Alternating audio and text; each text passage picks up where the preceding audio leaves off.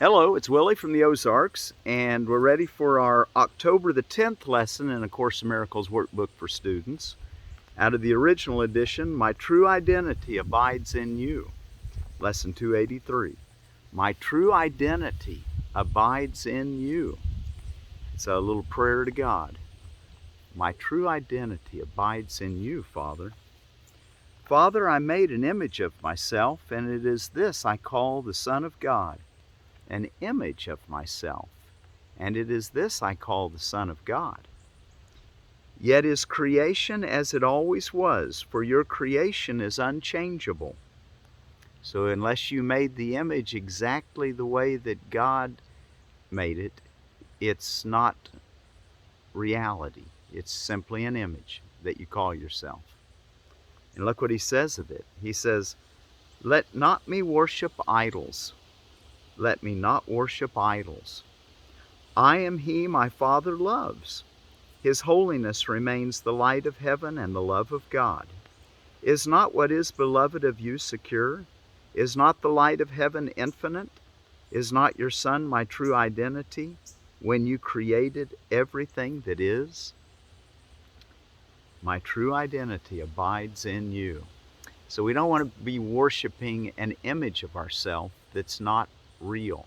If it's changeable, if it's vulnerable, if it is sinful, if it can die, if we see sin anywhere, then it's not the Son that God created, and it's an idol if we hold it as valuable and important. Well, we don't want to worship idols today, he says. Let me not worship idols.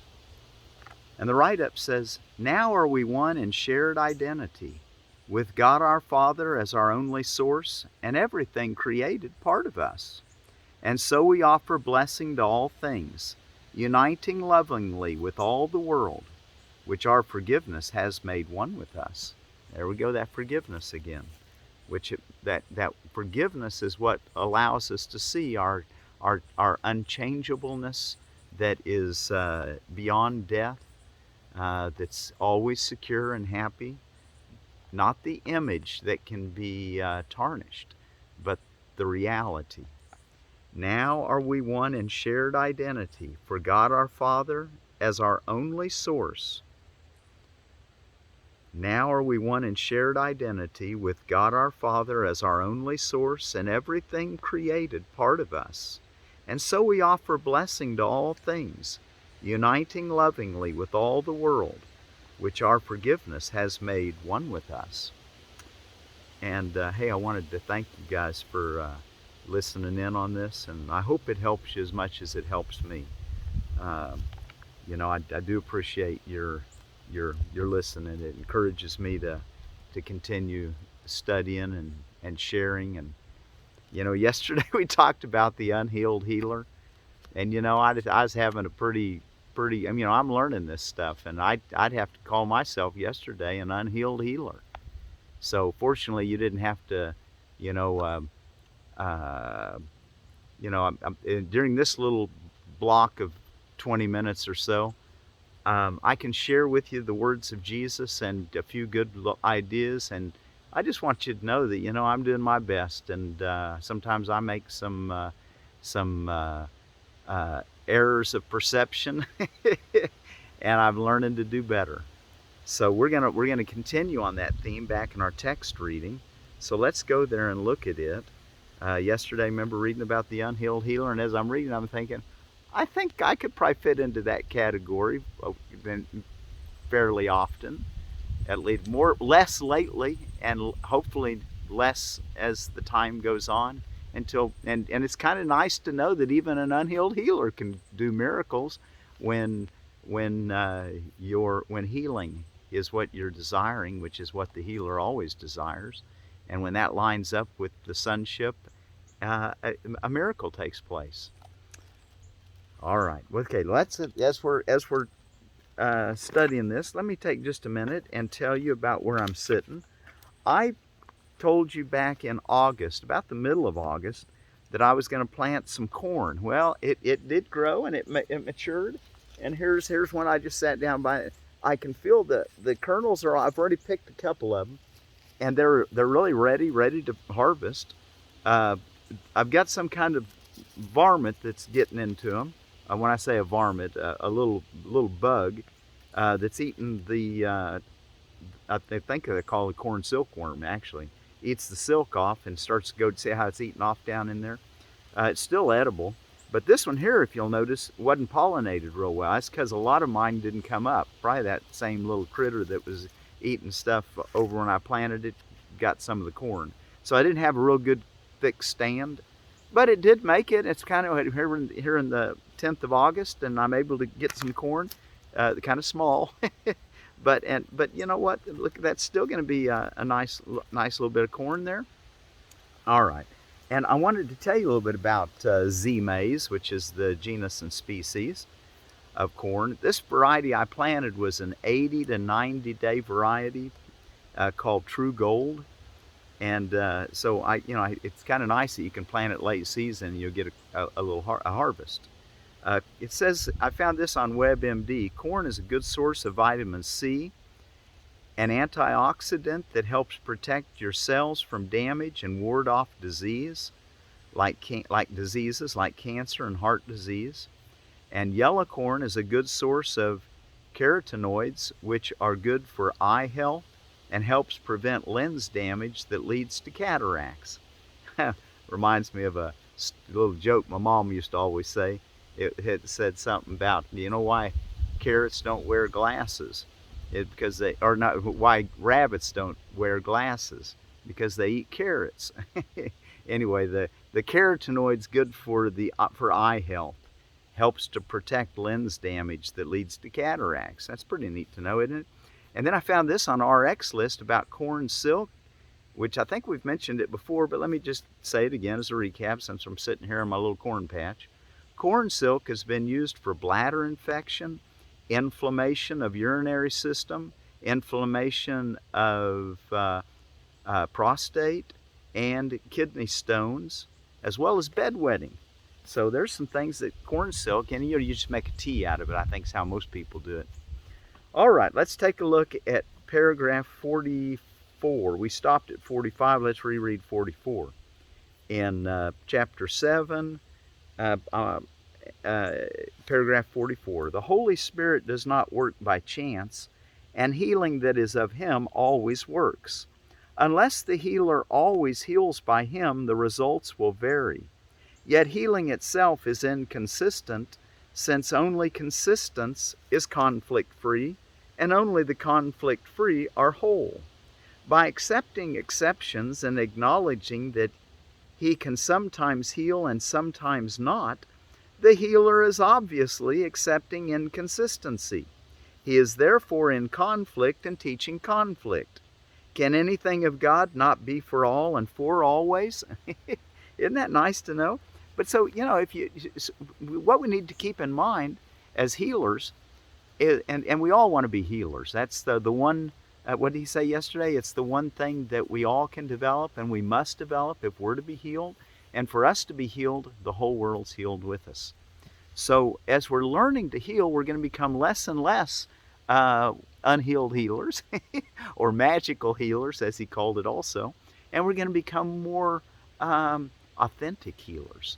Where we, and it's only because we realize there's no order of difficulty in miracles. Okay? By accepting exceptions and acknowledging that He can sometimes heal and sometimes not, the healer is obviously accepting inconsistency. He is therefore in conflict and teaching conflict. Can anything of God not be for all and for always? Paragraph 45. Love is incapable of any exceptions. Only if there is fear does the idea of exceptions seem to be meaningful. Isn't that something?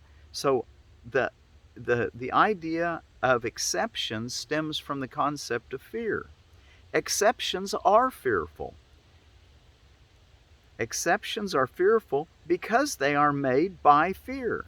The fearful healer, that'd be the unhealed healer, the fearful healer is a contradiction in terms and is therefore a concept which only a conflicted mind could possibly perceive as meaningful. Fear does not gladden. Healing does. Fear does not gladden. Healing does. Fear always makes exceptions. Healing never does. Fear produces dissociation because it induces separation.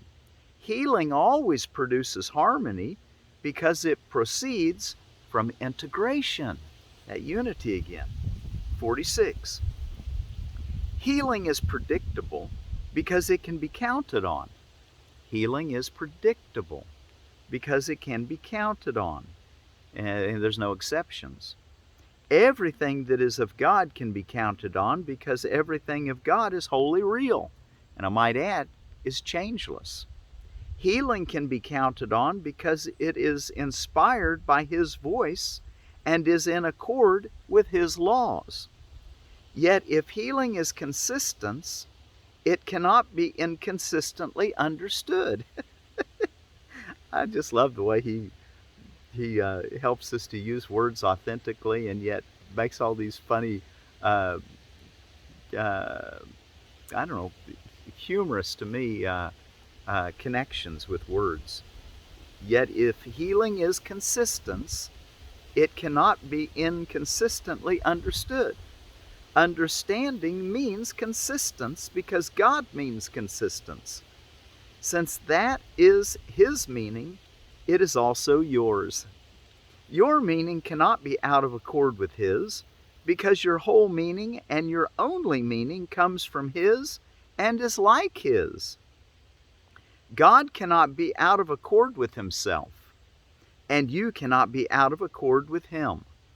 You cannot separate yourself from your Creator, who created you by sharing His being with you.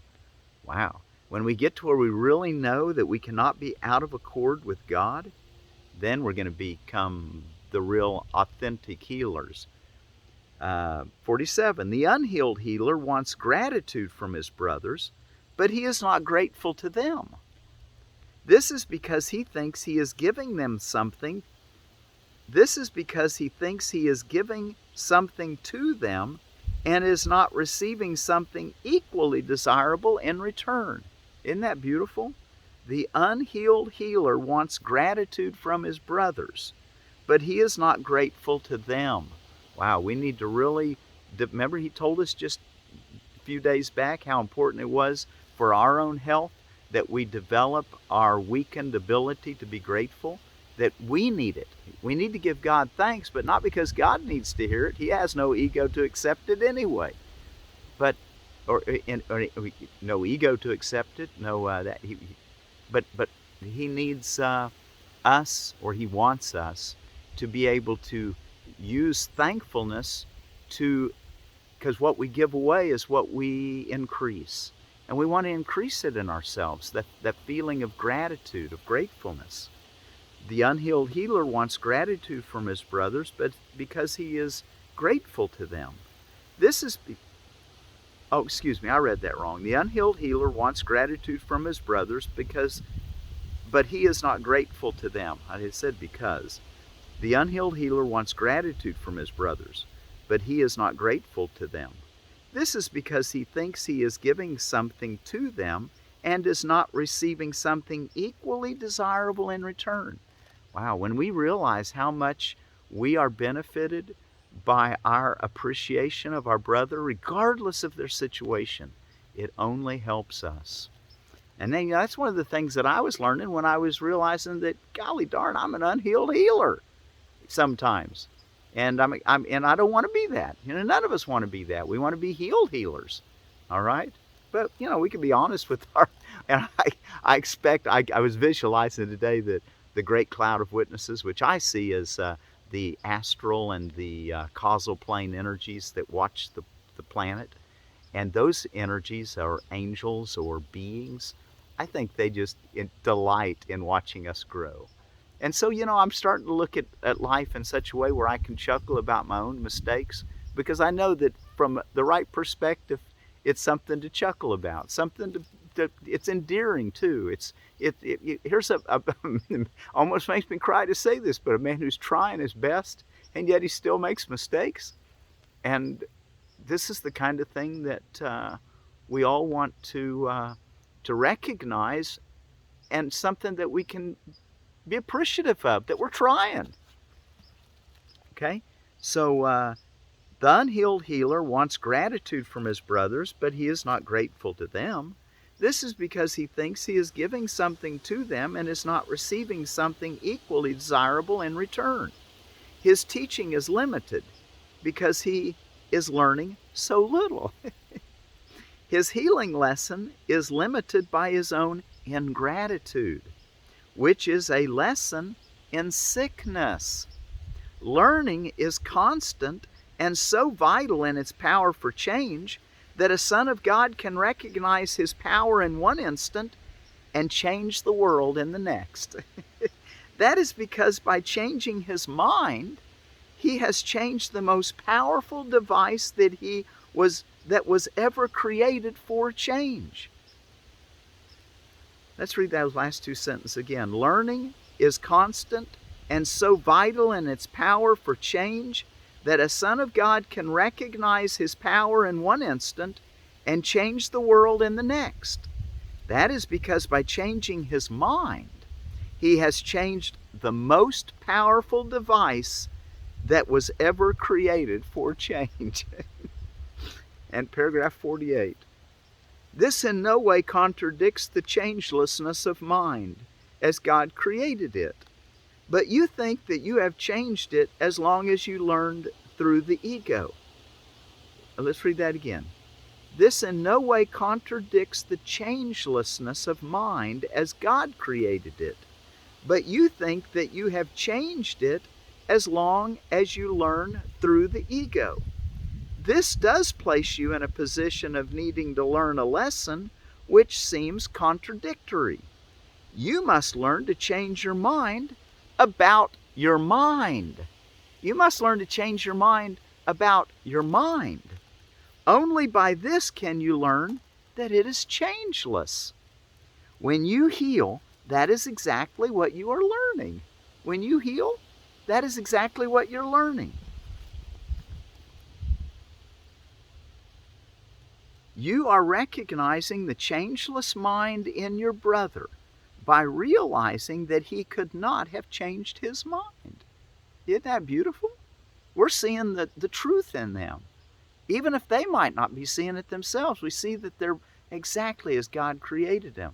And underneath all the filters of this world and the body identification and all the material types of appearances, there's a reality that drives it all, that's perfectly changeless and constant in love. And we can see that in our brothers and sisters, and that's what brings about the healing in ourselves and them.